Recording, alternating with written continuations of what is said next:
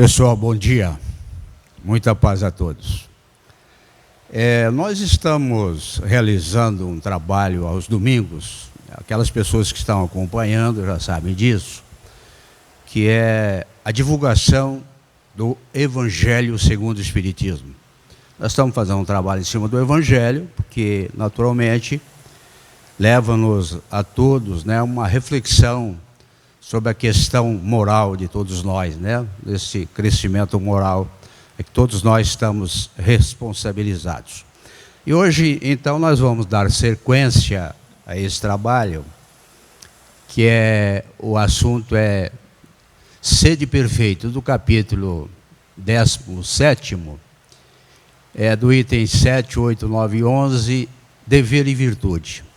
Essa questão aqui, essa dever e virtude, está mais ligado aqui às instruções dos Espíritos. Esses itens aqui, 7, 8, 9 e 11, mais ligado às instruções dos Espíritos.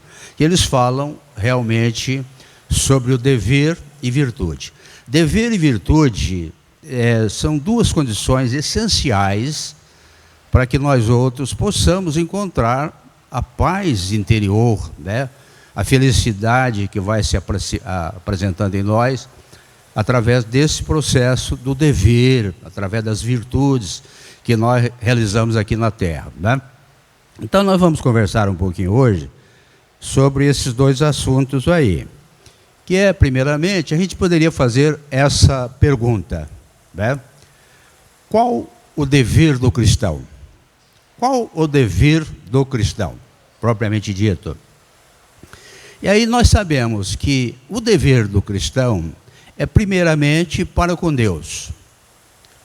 Dever para com Deus, naturalmente, é nós observarmos os mandamentos, os seus ensinamentos.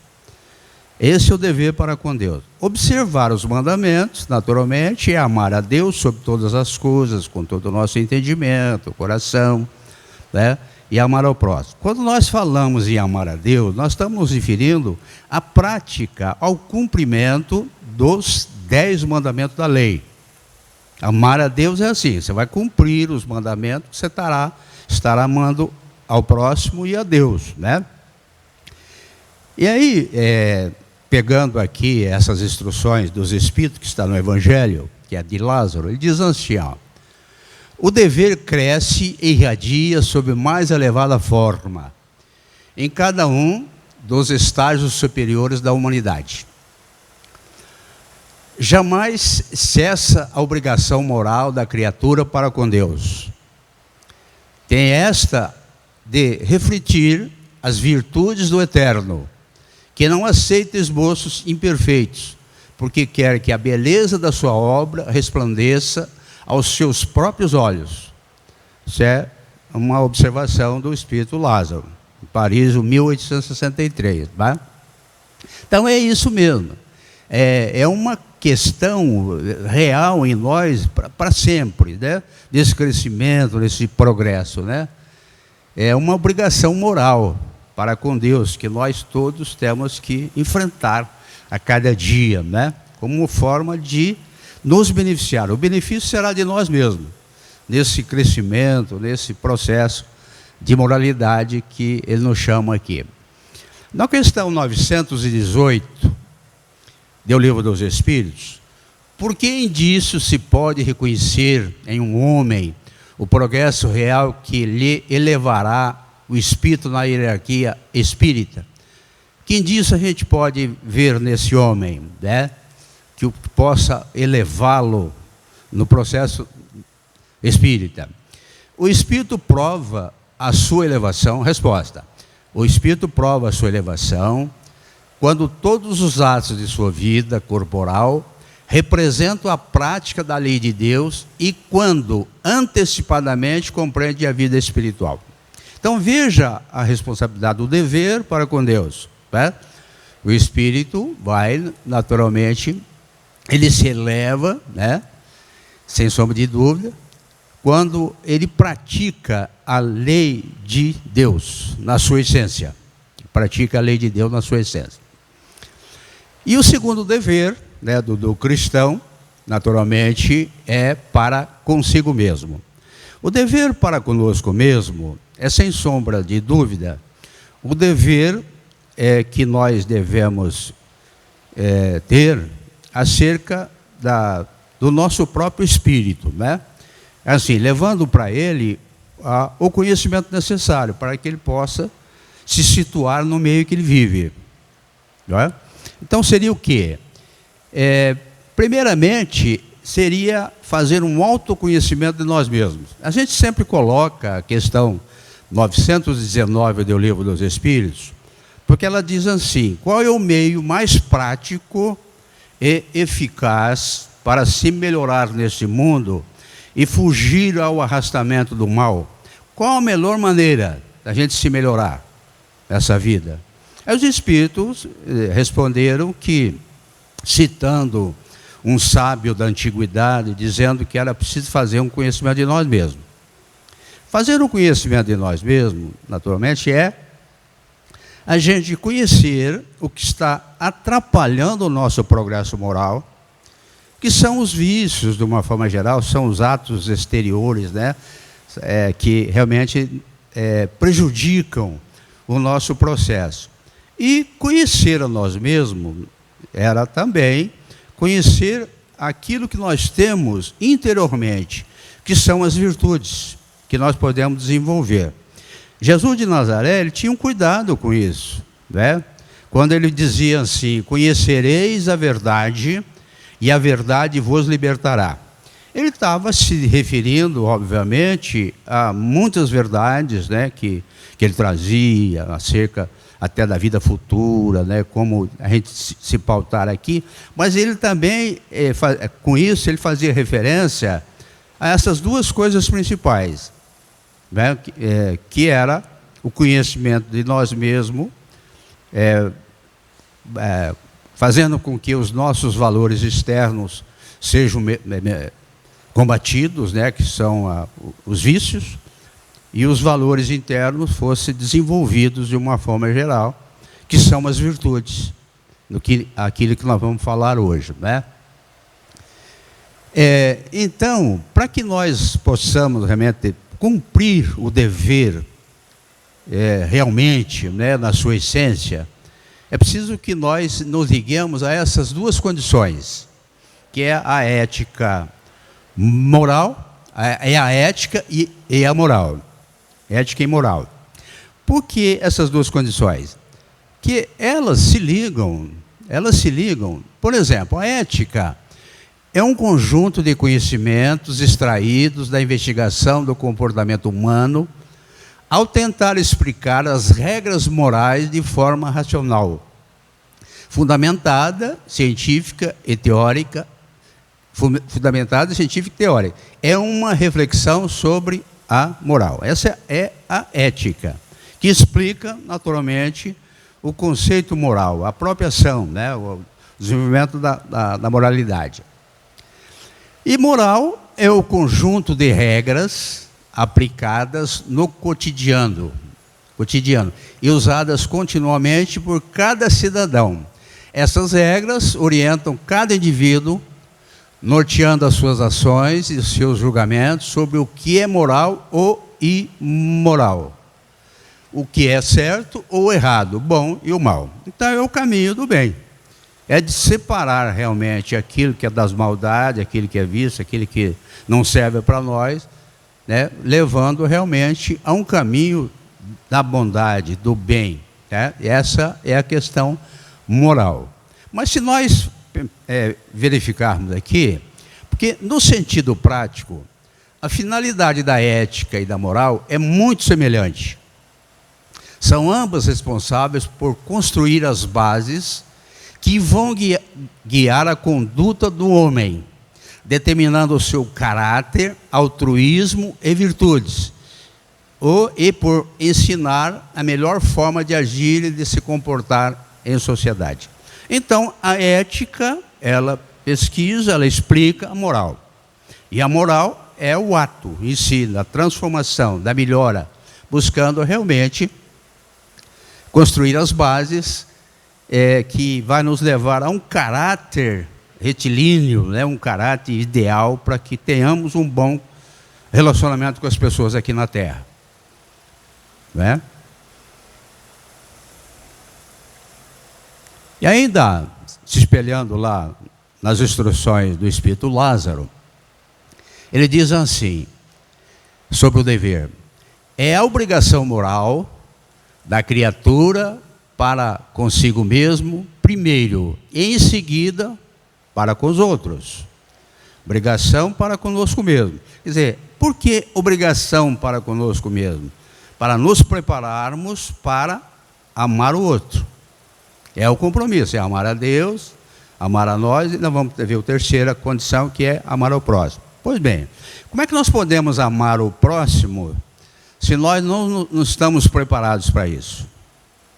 Então, uma obrigação para conosco mesmo é aquilo que nós já vimos, é o autoconhecimento, é estar bem informado acerca do nosso roteiro de trabalho aqui na Terra, para que a gente possa desenvolver bem a parte que é o nosso dever. O dever é a lei da vida para todos nós.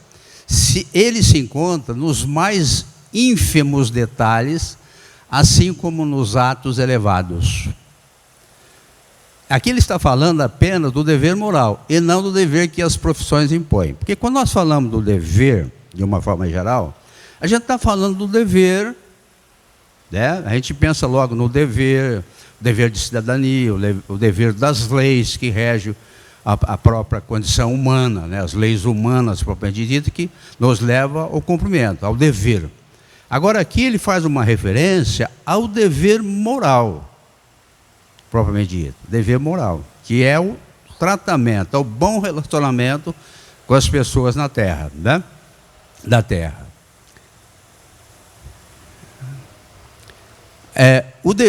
Emmanuel diz assim, na psicografia de Chico Xavier: o dever cumprido é a melhor maneira de fazer da própria consciência o mais alto lugar de repouso.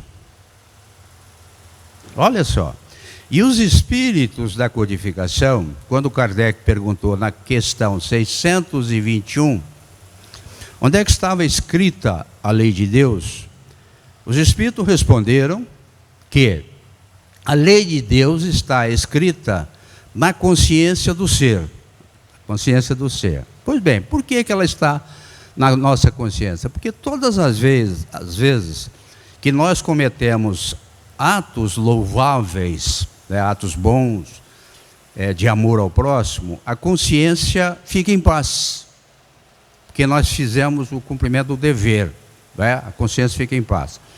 E quando nós cometemos imprudências contra os outros, né, quando os nossos atos não são bons, são equivocados, o que acontece? A consciência nos chama atenção, ela não tem repouso. Nós temos um peso de consciência. Por isso que ele faz essa observação, e Kardec na questão 621 fazendo isso. Porque a lei está em nós, de uma forma geral.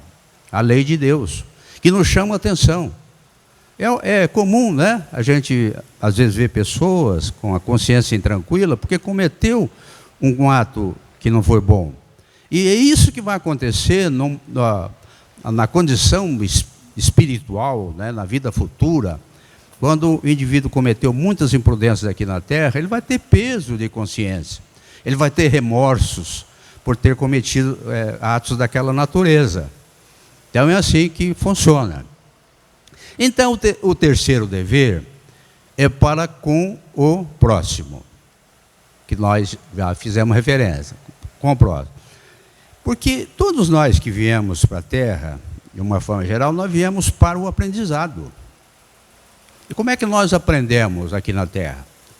Nós não somos criaturas ligadas a um individualismo só, em que o salve-se quem puder, como se nós próprios tivéssemos que buscar esse crescimento sem se importar com os outros.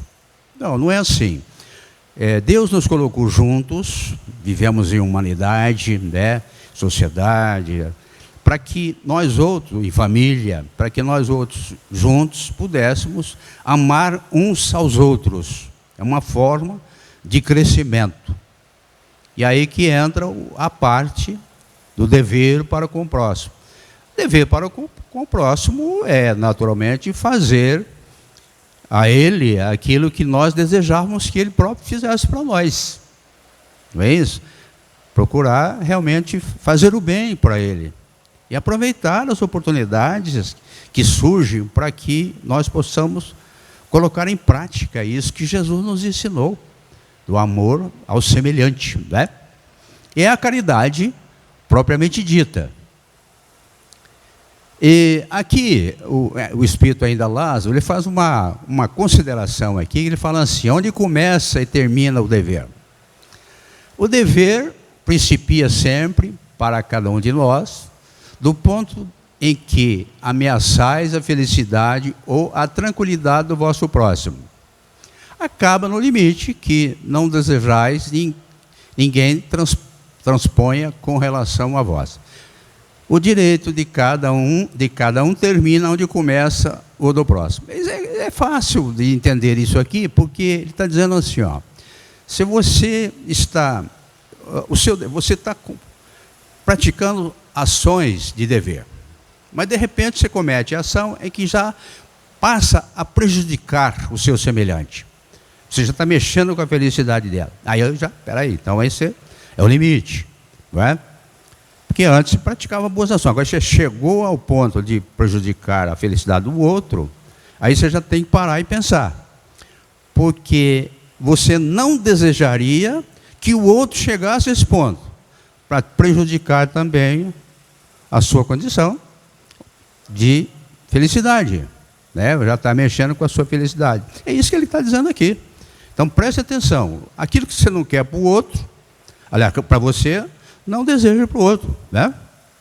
Bom, aí seguindo, em questão, agora nós vamos entrar na parte das virtudes, nós falamos do dever, vou entrar na parte da virtude, ou das virtudes.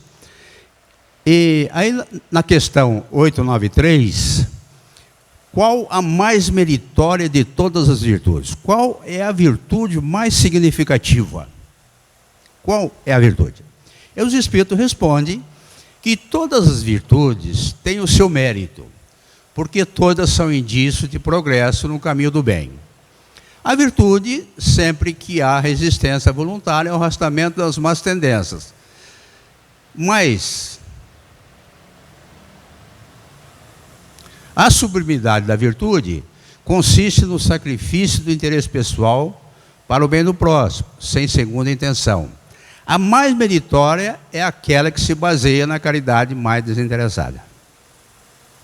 Então vejam que aqui, por que ela é maior das virtudes?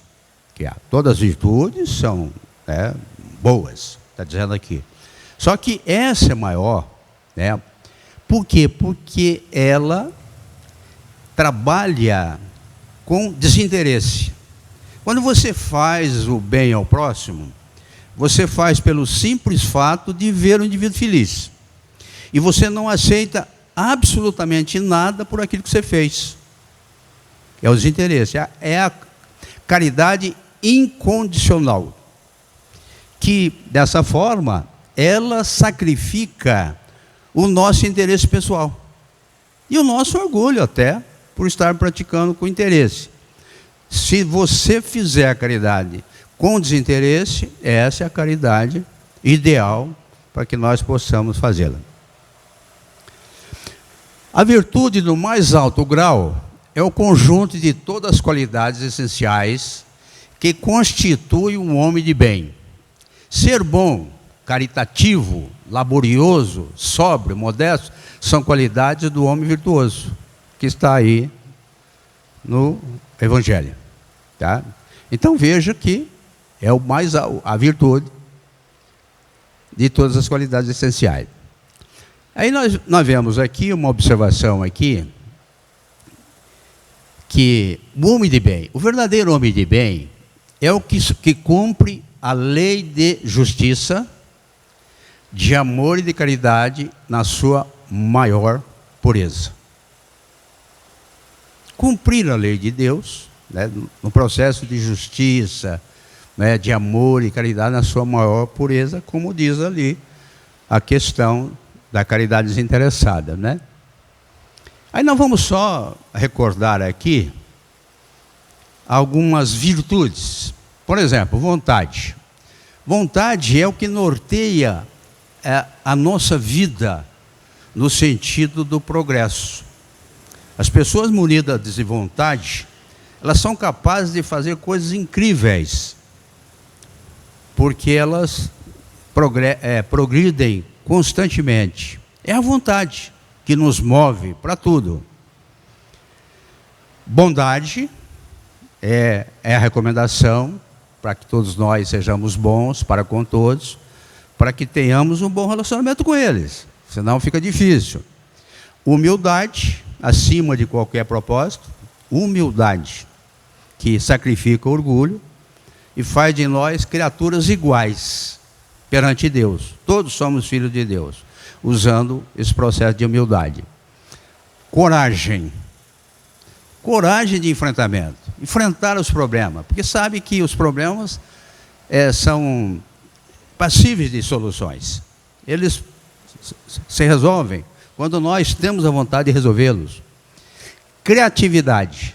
Sair da inércia, sair dessa situação de rotina, de ter criatividade na vida para aprimorar a nossa questão espiritual, né? Compreensão, sempre compreensão para com todos. Paciência, respeito, atenção, perseverança e altruísmo. Olha, essas virtudes são fundamentais na nossa vida de relacionamento aqui na Terra. Pois bem, só para nós terminarmos, o último item do nosso bate-papo aqui é sobre o equilíbrio do corpo. Cuidar do corpo e do espírito, que é o item 5º. Quando nós falamos da saúde do espírito, do corpo, nós estamos falando para que nós tenhamos um corpo sadio que vai dar condição ao nosso espírito. Quando o espírito encarna na Terra, ele usa dessa condição material.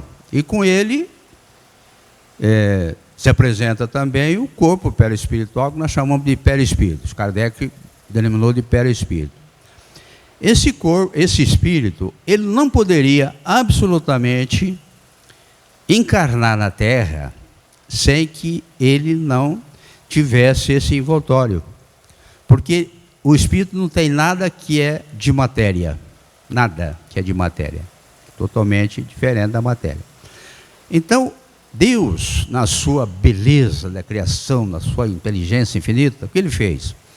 Para que nós pudéssemos atuar, né, no progresso constante, Ele achou por bem, ou achou que realmente essa era o caminho necessário, criar um corpo para esse espírito, para que esse espírito atuasse aqui na Terra de uma forma ideal.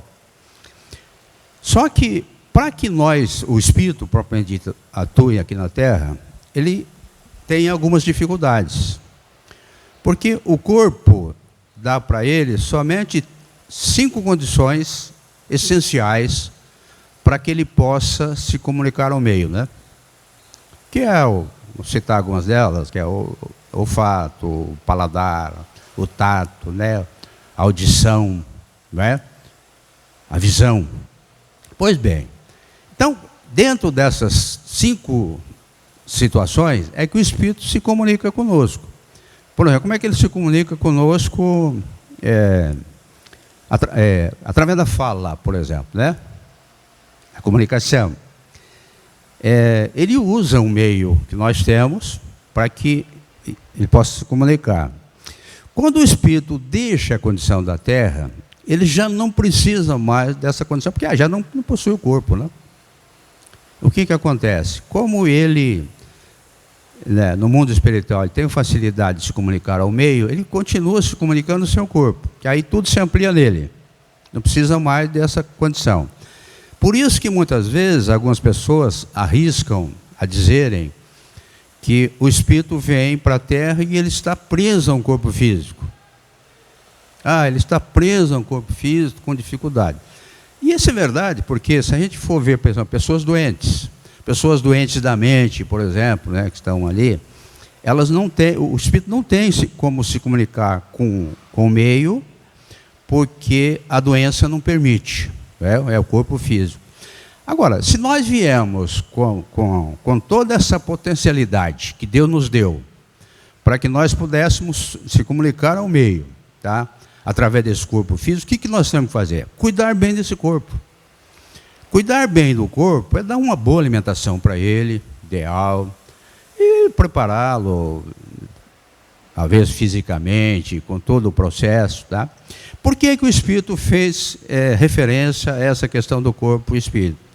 Porque havia costumes, até hoje a gente vê alguns costumes, de que as pessoas desejavam, por exemplo, cometer aquelas imprudências contra o próprio corpo físico, né? Que é o autocilício, flagelações, com forma de agradar a Deus. E os espíritos viam nisso, falavam, uma besteira que o indivíduo tinha para agradar a Deus através de uma autoflagelação, como eles faziam de primeiro, com aquelas cordas, né, com aquelas pontas pontiagudas, né, com aquelas situações assim, até de madeira, para sacrificar o corpo. Então o Espírito chama a atenção, falando, você cuide bem do corpo, porque até aquele ditado, né? Corpo são, mente sã, né? Não é isso? Então, dá a condição para o Espírito vivenciar durante o programa dele aqui na Terra, uma condição boa, cuidando bem do corpo físico. Isso é importante. É dando saúde ao corpo físico. Hoje a gente vê o pessoal achar que cuidar do corpo físico é buscar o autoembelezamento, né? É claro que devemos fazer isso, deixar o corpo bonito, mas ele está se referindo aqui ao processo da saúde propriamente dito. Então, cuidemos do corpo, cuidemos dos espíritos. E cuidemos para que tenhamos, assim, um dever ideal, para termos bons atos com as pessoas, de uma forma geral, para que nós próprios sejamos beneficiados com isso e elas sejam também beneficiadas com o nosso carinho, com o nosso amor, com tudo aquilo que a gente vai transferir para elas. Muito obrigado por terem vindo, um bom dia, bom almoço, bom retorno. Muito obrigado.